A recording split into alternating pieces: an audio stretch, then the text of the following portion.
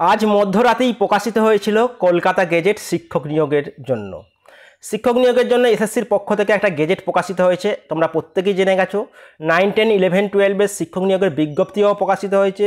সেই বিজ্ঞপ্তির অনুসারে কি কি যোগ্যতা রাখা হয়েছে, কি কি আমূল পরিবর্তন হয়েছে, কোন জায়গায় ত্রুটি রয়েছে, কি নিয়ে কেস হতে পারে, সবটা আলোচনা করেছি এর আগের একটা ভিডিওতে। যারা এখনও পর্যন্ত সেই ভিডিওটি দেখোনি তারা অবশ্যই চলে যাও চ্যানেলে গিয়ে সেই ভিডিওটা অবশ্যই দেখে নিও, তাহলে পুরো কনসেপ্টটা ক্লিয়ার হয়ে যাবে। বা এই চ্যানেলে বা এই ভিডিওর ডেসক্রিপশানেও তোমরা সেই ভিডিওর লিঙ্ক পেয়ে যাবে, সেখান থেকে তোমরা দেখে নিতে পারো। এই ভিডিওতে আমরা আলোচনা করব আপার প্রাইমারির রিক্রুটমেন্টের ক্ষেত্রেও একটা আমূল পরিবর্তন এসেছে। সেই আমূল পরিবর্তনটা কি এই গেজেট অনুসারে সবটা তোমাদের সামনে তুলে ধরবো, তাই শেষ পর্যন্ত দেখার অনুরোধ রাখছি। হাই, আমি মলয়, আর তোমরা দেখছো তোমাদের এই প্রিয় YouTube channel digital study point Bangla. প্রত্যেক দিনের নেয় আরও একটা নতুন ক্লাসে তোমাদের প্রত্যেককে জানাই স্বাগত। দেখো, এই গেজেট অনুসারে 9, 10 শিক্ষক নিয়োগের প্রক্রিয়া যেমন বর্ণনা করা হয়েছে, তেমন আপার প্রাইমারির ক্ষেত্রেও এই নিয়োগ প্রক্রিয়া সম্পূর্ণভাবে বর্ণনা করা হয়েছে। তাতে কিন্তু আমূল পরিবর্তন দেখা গিয়েছে। এর জন্য তোমরা এই পেজের এই নোটিফিকেশানের 12 নম্বর পেজে তোমরা চলে আসো। এটা তোমরা অবশ্যই আমাদের টেলিগ্রাম চ্যানেলে পেয়ে যাবে, সেখান থেকে তোমরা অবশ্যই দেখে নিতে পারো। 12 নম্বর পাতায় এলে আমরা দেখতে পাবো আপার প্রাইমারির কথাও উল্লেখ করা রয়েছে। দেখো, এখানে আমরা আলোচনা করেছিলাম, এখানে 9, 10, 11, 12 ক্ষেত্রে বর্ণনা করা রয়েছে। একই রকমভাবে আমরা আপার প্রাইমারিটা এই ভিডিওতে দেখে নিচ্ছি। আপার প্রাইমারি নিয়োগ প্রক্রিয়া, সিলেকশন প্রক্রিয়াটা দেখো। আপার প্রাইমারির আগে কি হতো? আগে টেট হতো, একাডেমিক হতো, ইন্টারভিউ হতো, ডেমো হতো, টোটাল কমপ্লিট হয়ে যেত। এবারে কিন্তু সেটা হচ্ছে না, এবারে কিন্তু সাবজেক্টের পরীক্ষার কথা উল্লেখ করা হয়েছে। যেটা নিয়ে গুঞ্জন চলছিল সেটা কিন্তু সম্পূর্ণভাবে প্রকাশিত হলো। তাই আমরা জানি আগামী বছর মার্চের মধ্যে হাইকোর্ট জানিয়েছে একটা অবশ্যই আপার প্রাইমারি টেট নিতে হবে, এবং সেটা টেট হবে। টেট করার পরই কিন্তু তোমরা ইন্টারভিউ ডাক পেতে পারবে না, তার জন্য দিতে হবে তোমাদের সাবজেক্ট। দেখো, অ্যাকাডেমিক স্কোর এখানে 10 মার্কস রাখা হয়েছে। আগে যেমন মাধ্যমিক, উচ্চ মাধ্যমিক, গ্র্যাজুয়েশন সবার ওপর ভিত্তি করে নাম্বার দেওয়া হতো, এখানে শুধুমাত্র গ্র্যাজুয়েশনের ওপর ভিত্তি করে নাম্বার দেওয়া হবে, যেমনটা 9, 10, 11, 12 সিলেকশন প্রসেসে দেখেছি। দেখো, গ্র্যাজুয়েশনে যারা 60% অ্যাভব পাবে তারা 10 মার্কস পাচ্ছ। 50 to 60% পেয়ে থাকলে 8 মার্কস, এবং বিলো এই 50% পেলে 6 মার্কস তোমরা পাবে। টেটের জন্য 40 নাম্বার, আমি যেমনটা লিখে রেখেছি এখানে। দেখো, টেটের জন্য তোমরা 40 পাবে। রিটেন একটা হবে, অর্থাৎ যে সাবজেক্টে তোমরা পরীক্ষা দেবে সেই সাবজেক্টের ওপর একটা টেস্ট হবে, সেটা 25 নাম্বার।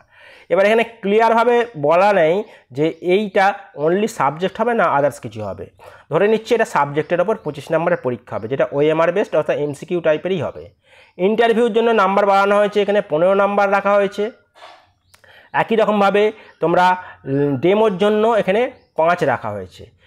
ওরালের জন্য 15, ডেমোর জন্য 5, এক্সপিরিয়েন্সের জন্য এক্সট্রা অ্যাড করা হয়েছে 5 নাম্বার। এই এক্সপিরিয়েন্সটা কারা পাবে সেটাও বর্ণনা করা হয়েছে। পার প্রাইমারি লেভেলে তোমাকে অবশ্যই গভর্নমেন্ট অথবা গভর্নমেন্ট এডেড বা গভর্নমেন্ট স্পন্সর যে কোনো স্কুলে তোমাদের চাকরি করে থাকলে প্রতি বছরের জন্য 1 মার্কস রাখা হয়েছে, 5 বছরের জন্য 5 মার্কস। এক্ষেত্রে অবশ্যই তোমাকে পার্মানেন্ট পোস্ট বা কন্ট্রাকচুয়াল বেসিস এর ক্ষেত্রে কিন্তু এই নাম্বারটা দেয়া হবে। এটা বোঝা গেল। তাহলে টোটাল আমরা দেখতে পাচ্ছি আগে যেমন টেটের ওপর 40 মার্কস ছিল তেমনই রাখা হয়েছে, অর্থাৎ টেটে তোমরা যদি 150 নাম্বারের পরীক্ষা হয়, প্রত্যেকেই যেন 150-এর মধ্যে যে যতটা পারবে, ধরো 60%-এ জেনারেলের পাস, তাহলে 60% নাম্বার পেয়ে যদি কেউ পাস করে তার মানে 40-এর মধ্যে সে 60% মানে 24 পাবে। এইভাবে নাম্বারটা ক্যালকুলেশন করা হবে। একই রকমভাবে কেউ যদি 80% পায়, 80% পেলে 40-এর মধ্যে সে 32 পাচ্ছে, বা কেউ যদি 70% পায় তাহলে সে 28 পাবে। এইভাবে যে যত পার্সেন্টেজ নাম্বার পাবে 150-এর মধ্যে তার উপর ভিত্তি করে সর্বোচ্চ 40 নাম্বার দেওয়া হবে। তাহলে 150 পেলে তবেই সে 40 পাচ্ছে। এরপর রিটেন যেটা হবে সে তার উপর 25 মার্কস রাখা হবে। একাডেমিকে বললাম 10। এইভাবে টোটাল 100 নাম্বারের ওপর তোমাদের মেরিট লিস্ট তৈরি করা হচ্ছে। এবার ইন্টারভিউর ক্ষেত্রেও তোমাকে এক্ষেত্রেও 1:1.6 হারেই ডাকার কথা বলা হয়েছে। এবার আগের বারের ক্ষেত্রে যে নিয়ম ছিল তার ক্ষেত্রে এবারে নিয়মের অনেক পরিবর্তন হয়েছে। যখন আপার প্রাইমারির নিয়োগ প্রক্রিয়া হবে তার যে নোটিফিকেশান, সেই নোটিফিকেশানে আমরা আরও বিস্তারিতভাবে জানতে পারবো। আপাতত আপাতত এই নিয়ম থেকে যেটা বোঝা গেল সেটা হচ্ছে তোমাদের অবশ্যই সাবজেক্টটাও পড়তে হচ্ছে, সাবজেক্টের একটা পরীক্ষা তোমাদের অবশ্যই হবে।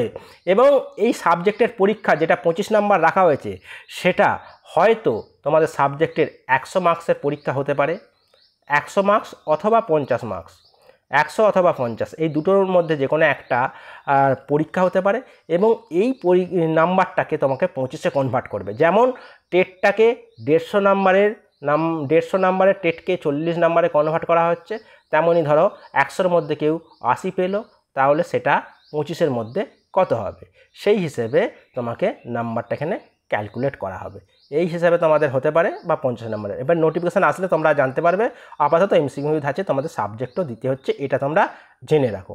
আপার প্রাইমারি ক্ষেত্রে এই ধরনের পরিবর্তন এসেছে এবং আপার প্রাইমারি টেট কিন্তু নতুনভাবে আগামী বছর 2026-এর জানুয়ারির মধ্যেই কিন্তু জানুয়ারির মধ্যে নোটিফিকেশান পেয়ে যাবে এবং মার্চের মধ্যে কিন্তু তার পরীক্ষা হওয়ার সম্ভাবনা রয়েছে।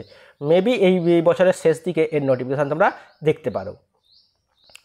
আশা করছি বোঝা গেছে। কোথাও কোনো অসুবিধা হলে অবশ্যই তোমরা কমেন্টে জানাও, সেই মতামতটা তোমরা জানাতে পারো। ভিডিওগুলো কেমন লাগছে অবশ্যই জানিও। চ্যানেলে নতুন হয়ে থাকলে চ্যানেলটি সাবস্ক্রাইব করে পাশে থেকো। থ্যাংক ইউ, দেখা হচ্ছে পরবর্তী ভিডিওয়ে।